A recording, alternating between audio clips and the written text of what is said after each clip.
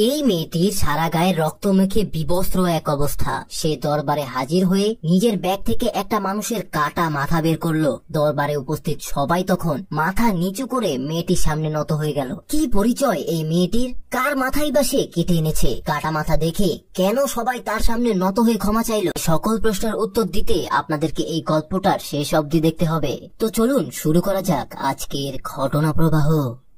গল্পের শুরুতে দেখা যায় রাজ দরবারে সভা চলছে। রাজকুমারী রাজসভার সকল সদস্যদেরকে গান গেয়ে শোনাচ্ছিলেন। রাজা বেশ আনন্দের সাথেই গান শুনছিল, কিন্তু হঠাৎ করেই একটা মাছি এসে তাকে জ্বালাতন করতে শুরু করে। অনেক চেষ্টা করেও সে মাছিটিকে ধরতে পারছিল না। মাছিটি চোখের পলকে এক হাত থেকে অন্য হাতে চলে যাচ্ছে। রাজা এটা দেখে বেশ অবাক হয়ে যায়। এদিকে রাজকুমারী গান গেয়েই চলেছে, কিন্তু রাজা ব্যস্ত আছে তার মাছি ধরার কাজে। শেষ পর্যন্ত রাজা তার মুঠোর মধ্যে সেই মাছিটিকে বন্দী করতে সক্ষম হয়। ততক্ষণে রাজকুমারীর গানও শেষ হয়ে যায়। এরপর রাজা তার রুমে চলে আসে। রুমে এসেই তিনি তার টেবিলে মাছিটিকে নিয়ে গবেষণায় বসে পড়েন। তিনি তার হাতে একটা সুই দিয়ে ফুটো করে এক বিন্দু রক্ত বের করেন। তারপর ম্যাগনিফাইং গ্লাস দিয়ে দেখেন যে মাছিটি তার আঙ্গুলের বের হওয়া রক্ত খেয়ে নিচ্ছে। এটা দেখে রাজা বেশ আনন্দিত হয়। এরপর রাজা মাছিটিকে একটা কাচের বাক্সে বন্দি করে রেখে দেন। আর তখন থেকেই দিন রাত রাজা মাছিটিকে নিয়েই পড়ে থাকেন। রাজ্যের খোঁজ খবর তার আর নেই। মাছিটিকে দিয়ে নানা ধরনের কেরামতি করাতে থাকেন। মাছিটিও তার আদরে বেশ বড় হয়ে উঠতে থাকে। একদিন রাজা রাজকুমারের সাথে বসে খাবার খাচ্ছিল। কথায় কথায় রাজকুমারী তাকে বলেন, বাবা, আমার আর এই প্রাসাদে থাকতে ইচ্ছে করছে না। আমার বাইরে যেতে মন চায়, পুরো দুনিয়াটাকে দেখতে মন চায়। আমি আর এখানে থাকতে চাই না। রাজা তাকে বলে, তোমার বিয়ে হয়ে গেলে তুমি তোমার রাজার সাথে ইচ্ছা মতো যে কোনো জায়গায় ঘুরতে পারবে। তখন রাজকুমারী বলে, এটাই যদি হয় তাহলে আমার বিয়ের ব্যবস্থা করুন। রাজা তখন জিজ্ঞাসা করে, কেমন ছেলে তোমার পছন্দ? রাজকুমারী জানায়, সুদর্শন, সাহসী, বুদ্ধিমান এবং অবশ্যই ভালো মনের মানুষ হতে হবে, তাহলেই আমি তাকে বিয়ে করব। রাজা বলে, আমি খুব দ্রুতই এমন গুণ সম্পন্ন কারো সাথে তোমার বিয়ের ব্যবস্থা করব। এভাবেই কিছুদিন কেটে যায়। এদিকে নিয়মিত রাজা মাছিটিকে সব ধরনের যত্ন করে এবং খাবার খাওয়াতে থাকে। খেতে খেতে মাছিটি বিশাল আকার ধারণ করে। মাছিটির বড় হওয়া দেখে রাজা খুব আনন্দে পেতে থাকে। এই মাছিটির কথা সে কাউকে জানায় না, কারণ লোকজন এটা জানলে তাকে সবাই পাগল ভাববে আর বলবে যে রাজা একটা উদ্ভট প্রাণী পালন করে। এভাবেই আরো বেশ কিছুদিন কেটে যায়। একদিন রাজার মাছিটি অনেক অসুস্থ হয়ে পড়ে। রাজা তাড়াহুড়ো করে একটা ডাক্তার ডেকে আনে, কিন্তু সেই ডাক্তার তো আসলে মানুষের ডাক্তার। এরকম একটা অদ্ভুত প্রাণের সে কি চিকিৎসা করবে সে নিজেই বুঝতে পারছিল না। মাছিটি সেখানেই কাতরাতে কাতরাতে মারা যায়। রাজা তার প্রিয় মাছিটিকে হারিয়ে কান্নায় ভেঙে পড়ে। কিছুদিন পর রাজা তার রাজ্যের সব জায়গায় ঢোল পিটিয়ে দেয় যে রাজকুমারের বিয়ের জন্য ছেলে খোঁজা হচ্ছে। যে ব্যক্তি রাজার পরীক্ষায় পাশ করতে পারবে সেই রাজকুমারীকে বিয়ে করে নিয়ে যেতে পারবে। এরই মধ্যে রাজা তার সেই পোষা মাছির শরীর থেকে চামড়া ছাড়িয়ে সেই চামড়াকে রাজ দরবারে ঝুলিয়ে দেয় এবং পরীক্ষা দেয় যে যে ব্যক্তি বলতে পারবে এটা কিসের চামড়া সেই ব্যক্তি রাজকুমারীকে বিয়ে করতে পারবে। আশেপাশের অনেক রাজ্য থেকে রাজকুমাররা আসে চেষ্টা করার জন্য। একে একে সবাই চেষ্টা করতে থাকে, কিন্তু কেউই সঠিক উত্তর বলতে পারে না। রাজা ধরেই নেয় যে কেউ এটা বলতে পারবে না। হঠাৎ পাহাড়ে বাস করা এক দানব আকৃতির এক জঙ্গলি ব্যক্তি সেখানে চলে আসে। প্রহরীরা সেই ব্যক্তিকে থামিয়ে দিতে গেলে রাজা বলে, আমি যেহেতু বলেছি যে কেউ চেষ্টা করতে পারবে তাহলে সবারই সমান অধিকার পাওয়া উচিত। জঙ্গলি ব্যক্তিটি এসে শুধুমাত্র গন্ধ শুকেই বলে দেয় যে এটা একটা মাছির চামড়া। রাজার মুখ তখন একদম কালো হয়ে যায়। সে ভয়ে ভয়ে রাজকুমারীর দিকে তাকায়। এমন দৈত্যর মতো কাউকে রাজকুমারী স্বামী হিসেবে কিছুতেই মেনে নেবে না। রাজকুমারী দৌড়ে প্রাসাদের ছাদে চলে যায় আত্মহত্যা করার জন্য।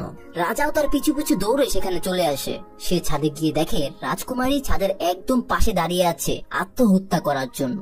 রাজা তাকে বলে, মা, আমি কখনোই ভাবিনি যে কেউ এটা বলতে পারবে। আমাকে তুই ক্ষমা করে দে, কিন্তু রাজ আদেশ আমি কখনোই ফিরে নিতে পারবো না। আমি যে রাজ্যের রাজা, আমাকে প্রজার বিশ্বাস রক্ষা করতেই হবে। কিন্তু রাজকুমারী যা ইচ্ছে তাই বলে রাজাকে অপমান করতে থাকে। তখন রাজা রেগে গিয়ে তাকে ধমক দেয়। তাদের মধ্যে অনেক তর্ক বিতর্ক হয়। শেষ পর্যন্ত রাজা সেই জঙ্গলি ব্যক্তির হাতেই রাজকুমারীকে তুলে দেয়। জঙ্গলি ব্যক্তি তাকে টানতে টানতে তার সাথে করে নিয়ে যায়। রাজকুমারী হাঁটতে পারছিল না। জঙ্গলের মধ্যে সে ক্লান্ত হয়ে মাটিতে শুয়ে পড়ে। তারপর সেই ব্যক্তি তাকে কাঁধে কোলে নিয়ে হাঁটতে থাকে। এই জঙ্গলি লোকটি পাহাড়ের চূড়ায় এক গুহার মধ্যে বসবাস করত। রাজকুমারীকে সে কাঁধে করে পাহাড়ের সেই গুহার মধ্যে নিয়ে আসে। জঙ্গলি লোকটির গুহাতে অনেক মৃত প্রাণীর হাড়গোড় ছড়িয়ে ছিটিয়ে ছিল। সে জঙ্গলের পশু শিকার করে জীবনযাপন করত এবং সেই পশুগুলোকে গুহায় বসে কাঁচা কাঁচা খেত। তাই সেখানে এতগুলো হাড়গোড় ছিল। গুহায় ঢুকে রাজকুমারী অনেক বেশি ভয় পেয়ে যায়, কিন্তু জঙ্গলি লোকটি তাকে টেনে হাড়গোড় সরিয়ে এক জায়গায় বসতে বলে। রাজকুমারী ভয়ে অন্য এক কোনায় গিয়ে বসে কাঁদতে থাকে। তখন জঙ্গলি লোকটি ভাবে হয়তো রাজকুমারের ক্ষুধা পেয়েছে, তাই সে একটা মরা প্রাণীর পায়ের মাংস কেটে রাজকুমারীকে খেতে দেয়। কিন্তু রাজকুমারী সেগুলো খাওয়া তো দূরের কথা, সেদিকে ফিরেও তাকায় না। এভাবে দিনের পর দিন রাজকুমারী অভুক্ত অবস্থায় গুহার কোনায় কাঁদতে কাঁদতে কাটিয়ে দেয়। কিন্তু এসবের মধ্যেও জঙ্গলি লোকটি রাজকুমারীর সাথে জোর করে তার শারীরিক চাহিদা পূরণ করতে থাকে। কোনো উপায় না দেখে রাজকুমারী সব আশা ছেড়ে দেয় আর নিজেকে সেখানে মানিয়ে নিতে শুরু করে। কিন্তু হঠাৎ একদিন সে তার নিজের কাপড় পরিষ্কার করার সময় বাইরে কারো শব্দ শুনতে পায়। রাজকুমারী বাইরে গিয়ে দেখে পাহাড়ের অন্য পাশে দূরে এক মধ্যবয়সী মহিলা কাজ করছে। সে তাকে বলে, আমি এই রাজ্যের রাজকুমারী, দয়া করে তুমি আমাকে এখান থেকে বের হতে সাহায্য করো। আমি তোমার পায়ে পড়ছি, তুমি আমার কাছে যা চাইবে আমি তোমাকে সবকিছুই দেব। সেই মহিলা তখন রাজকুমারীকে বলে, আমি এখন তোমাকে সাহায্য করতে পারবো না, তবে আমার 3 ছেলে রয়েছে, আমি কালকে তাদেরকে নিয়ে এখানে আবার আসবো, তাদের সাহায্যে আমি তোমাকে এখান থেকে রক্ষা করতে পারবো। এই বলে সেই মহিলা সেখান থেকে চলে যায়। রাজকুমারী সেখানে চিৎকার করে কাঁদতে থাকে। পরের দিন গুহার ভিতরে রাজকুমারী ও সেই জঙ্গলিটা মিলে পশুর চামড়া পরিষ্কার করছিল। রাজকুমারী একটা চামড়া রোদে শুকাতে গুহার বাইরে বেরিয়ে এসে দেখতে পায় এক সুদর্শন ছেলে পাহাড়ের আড়াল থেকে তাকে ইশারা করছে। সে সাথে সাথেই বুঝে যায় এটা সেই মহিলারই ছেলে। ছেলেটির কাছে গেলে ছেলেটি তাকে কাঁধে তুলে নেয়। তারপর দুই পাশে আগে থেকে বেঁধে রাখা দড়ির উপর দিয়ে হেঁটে হেঁটে তাকে নিয়ে অন্য পাশে চলে যেতে শুরু করে। অন্য পাশে সেই মহিলার পুরো পরিবার রাজকুমারের জন্য আগে থেকেই অপেক্ষা করছিল। তারা সবাই এখানে এসেছিল তাকে সাহায্য করতে। কিন্তু এরই মধ্যে জঙ্গলিটা গন্ধ সঙ্গে টের পেয়ে যায় যে আশেপাশে রাজকুমারী ছাড়াও অন্য মানুষও রয়েছে। এটা দেখার জন্য সে বাইরে আসলে দেখতে পায় একজন রাজকুমারীকে নিয়ে পালিয়ে যাচ্ছে। সেও তাদের সাথে সাথে সেই দড়ি ধরে ঝুলতে ঝুলতে তাদের পিছু করতে থাকে। কিন্তু একদম শেষ পর্যায়ে এসে তারা সেই দড়িটি কেটে দেয় আর জঙ্গলিটি পাহাড় থেকে নিচে পড়ে যায়। তারা সবাই ভাবে জঙ্গলিটি মারা গিয়েছে আর সবাই হাঁপ ছেড়ে বাঁচে। আর রাজকুমারীও তাদের সাথে খুব খুশি মনে অনেক আনন্দ করতে করতে গাড়িতে করে রওনা দেয় প্রাসাদের দিকে। কিছু দূর যাবার পরই হঠাৎ করে কোথা থেকে যেন সেই জঙ্গলিটি গাড়ির মধ্যে চলে আসে। এসে সে সবাইকে মারতে শুরু করে। যেহেতু সে অনেক শক্তিশালী ছিল, সে সেই মহিলাটির 2 ছেলেকে সাথে সাথেই মেরে ফেলে। অন্য ছেলেটি মহিলাটি আর রাজকুমারীকে নিয়ে সেখান থেকে কোনো মতে পালিয়ে যায়। তারা দৌড়ে একটা পাহাড়ের আড়ালে গিয়ে লুকিয়ে থাকে। জঙ্গলিটি তাদের পিছু করতে করতে তাদের কাছে চলে আসে। ছেলেটি তখন তার মুখে কেরোসিন নিয়ে প্রস্তুত হয়ে থাকে। জঙ্গলিটি কাছে আসা মাত্রই সে তার শরীরে আগুন লাগিয়ে দেয়। এতে করে জঙ্গলিটির চেহারাটা কিছুটা আগুনে পড়লেও সে আগুন নিভিয়ে ফেলে। তারপর ছেলেটিকে গলা টিপে সেখানেই মেরে ফেলে। মহিলাটি তার ছেলেকে বাঁচাতে আসলে জঙ্গলিটি সেই মহিলাটিকেও মেরে ফেলে। এসব দেখে রাজকুমারী দৌড়ে পালিয়ে যায়। কিছু দূর যাবার পর তার পথ আটকে যায়, তার আর যাবার কোনো জায়গা থাকে না। জঙ্গলিটিও পিছু পিছু এসে তাকে ধরে ফেলে। সে এসে তার গলা টিপে ধরে এবং রাগে ফুসফুস করতে থাকে, কিন্তু সে তাকে প্রাণে মারে না। রাজকুমারী তখন তাকে জড়িয়ে ধরে আর তার কাছে ক্ষমা চাবার ভান করে। এতে করে জঙ্গলিটার মন কিছুটা শান্ত হয়। তখন সে রাজকুমারীকে তার কাঁধে উঠতে ইশারা করে। রাজকুমারী কাঁধে ওঠার জন্য পেছনে যায়, কিন্তু কাঁধে ওঠার সময় জঙ্গলিটার গলায় পেছন থেকে ছুরি চালিয়ে দেয়।